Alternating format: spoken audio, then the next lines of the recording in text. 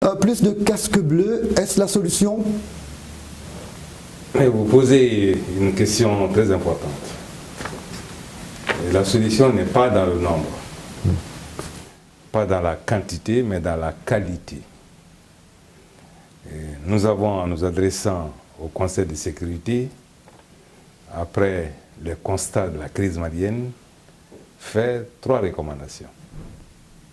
L'une de ces recommandations, c'était de renforcer la capacité opérationnelle de l'aménagement en la dotant de moyens adéquats, de moyens appropriés, permettant de faire face à l'avancée du terrorisme. Alors il ne s'agissait pas pour nous de demander à augmenter le nombre seulement, mais à faire en sorte que la mission soit mieux équipée et que son mandat puisse subir une transformation. Dans la situation actuelle, le mandat de l'aménagement, c'est de contribuer à la stabilisation de la paix et à la protection des populations. Ça s'arrête là. Malheureusement, il y a une force qui a émergé, qui s'attaque sans cesse aux populations, aux civils, aux forces armées, que ce soit les forces armées maliennes, les forces armées de l'aménagement, les forces Barkhane.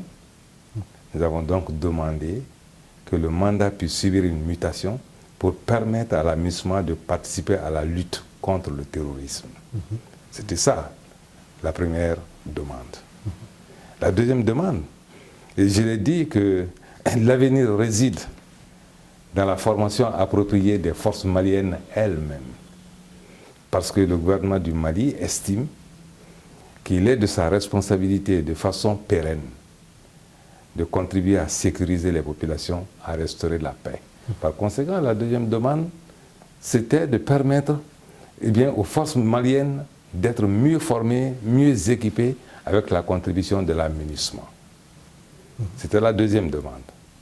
La troisième, c'était, en raison du caractère tout à fait complexe aujourd'hui du terrorisme, en raison des frontières extrêmement larges que le Mali a avec d'autres pays, nous avons souhaité qu'avant d'aller très loin, il faut que la région puisse disposer d'une force d'intervention.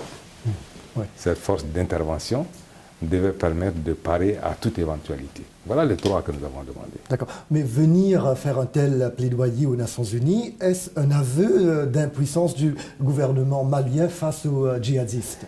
Non, et la réalité, ce n'est pas un aveu d'impuissance, c'est le résultat d'un constat et de l'accumulation d'une certaine expérience.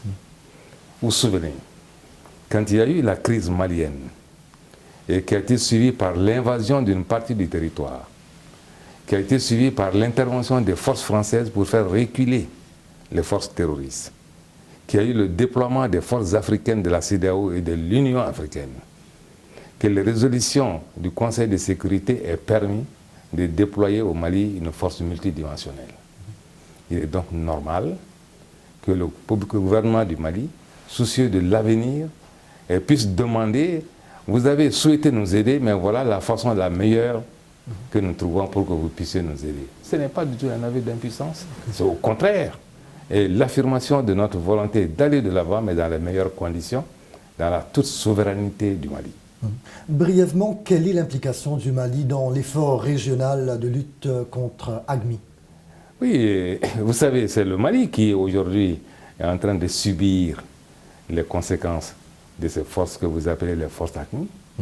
Et le Mali est pays membre de la CEDEAO, pays membre de l'Union monétaire ouest-africaine, pays membre de l'Union africaine, pays membre de l'Organisation pour la mise en valeur du fleuve Sénégal.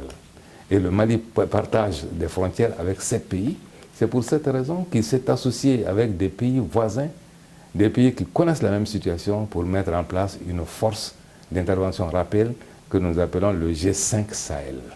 Voilà sa contribution. Le gouvernement malien est-il préoccupé par une autre attaque comme celle contre le Radisson Blu? Mais vous savez, c'est comme si vous me posiez la question. Quel est le pays aujourd'hui qui n'est pas préoccupé par une attaque?